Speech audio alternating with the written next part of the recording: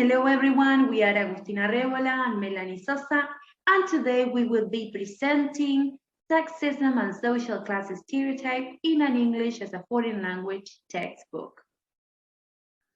This is our presentation's agenda. First of all, I will start with an introduction about the selected textbook and the text to be analyzed. Secondly, I will analyze the sexism depicted in this text. Thirdly, Melanie will analyze the social class stereotypes also deployed during this text. Finally, my partner will share with us a conclusion and the final references used in our work. Well, as I have stated before, we will analyze a text. This text was extracted from the American Healthway 3. This edition, the third edition, was published in 2001 by the Oxford University Press. This is the text that we will analyze. This text consists of 3 interviews. During the presentation, we will analyze the text supporting our ideas with theory.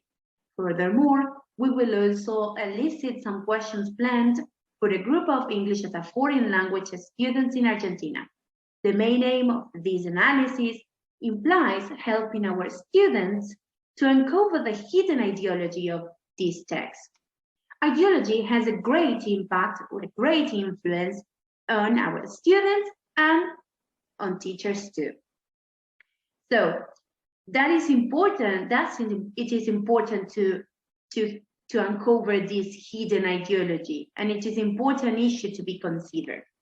Generally, ideology reflects sexism, gender stereotypes, patriarchy, imperialism, and social class stereotypes, among others. During these interviews, we can highlight the presence of sexism and social class stereotypes. I would start analyzing sexism. First of all, we can ask our students to read the title of this text. The title of this text is In the Kitchen. Then we can ask them some questions about the pictures. For example, what they can see in the pictures, or if they can see any men in the pictures. Furthermore, we're going to read the heading of the text. This heading introduces the interview with 3 women from different countries around the world. Santina from Italy, Elizabeth from the US, and Lakshmana from India. So this is the first manifestation of sexism in the text.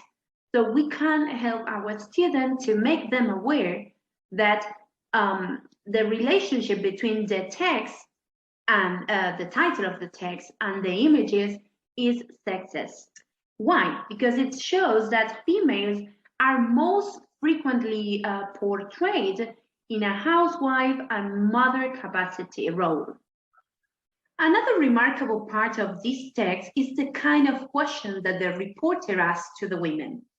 For example, the question, who helps you, brings us to notice the choice of word. Why does the reporter choose the word help? So this choice will be analyzed with the students through reflection literacy. Reflection literacy goes beyond simple interpretation to reflection, okay? So reflection on how the same word can be made to construe different meanings. The word help in this question might not have a positive connotation. Indeed, it shows a negative one, because it takes for granted that these women in these different cultures are in charge of cooking for the families. Thus, reflection literacy comes into play, and it can aid our students to construe another meaning of the word help, and also to realize about its social significance. Additionally, the answers to this question are striking, and they also have a common feature, that is the presence of gender inequalities and sexism. These answers show that the women, as I have stated before, are the ones in charge of carrying out the household and cooking. And mostly their family members, their male family members, are not expected to carry out the household and cooking. Further, we want to make our students aware of the sexism and the gender inequalities presented in this part of the text. So we will ask them the following question. Do the husband of these women cook in their house? The answer will be probably no. So we want to make aware that this perpetuates and reproduces the idea that women have to carry out the household and that men are not expected to carry out the household.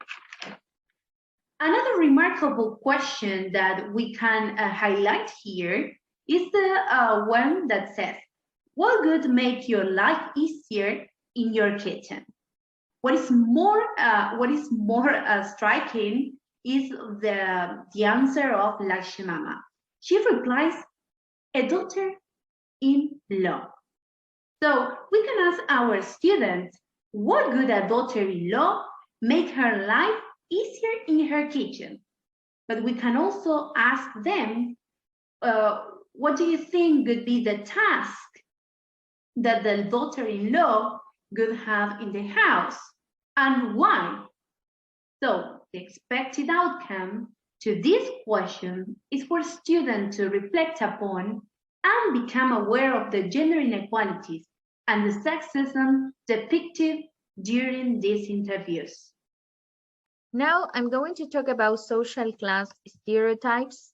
The interviews extracted from American Headway 3 can also be analyzed from a different point of view, and this is social class stereotypes. It is revealing to see how textbooks represent different people according to the following categories, like ethnic origin, occupation, age, or social class. And this is the case of these interviews because social class stereotypes can be seen in the differences between the lifestyles, the houses, and the kitchens of the three women. So students can take a look at women's presentations, which are before the interviews, and they can see the differences between their lifestyles. For example, the woman who comes from or who lives in California, she is a lifestyle coach, and she has a 16-room house on the beach. And then we have Santina, who is from Italy, and she lives in a 2-bedroom farmhouse in Italy. And finally, we have Lakshmama, who is from India, but she lived in a mud hut, yes, and in near Bangalore. So she has a different lifestyle. Then we can ask our students different questions, like what are the differences between Santina, Elizabeth, and Lakshmama? What are the differences between their lifestyles? And when they are reading the interviews, they will be able to see these differences. For example, Santina is the woman from Italy, and she's portrayed as a middle-class woman because the text says that she lives in an old 2-bedroom farmhouse, which is worth $80,000, and her kitchen is not so big, but she can see her beautiful garden. The other woman, another woman is Elizabeth, and she has a different lifestyle because she is represented as a high-class woman because she lives in a 16-room house on the beach. Her house is worth $800,000, and her kitchen is futuristic. Finally, we have Lakshmama, who is from India, and she is depicted as low class because she lives in a 3-room mud hut, and her house is just worth $2,000, and her kitchen is small and dark.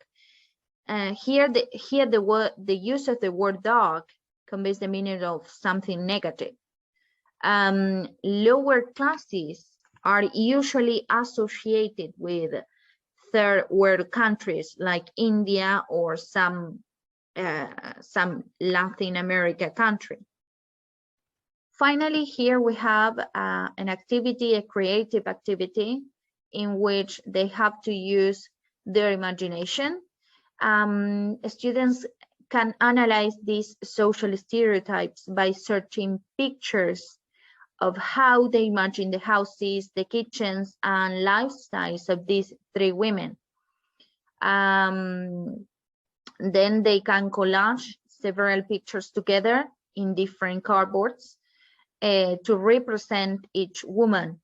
While doing this activity, they would easily realize about the social stereotypes hidden in these interviews.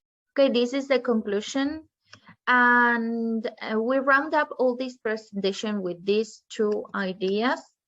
The first one is that we have to make students aware of social, class, and gender stereotypes in a text or activity in an ESL textbook. Then we as teachers, we have to set up a critical view in order to unmask hidden ideologies. These are the references if you are interested in this topic and the sources. Thank you for watching. Bye bye.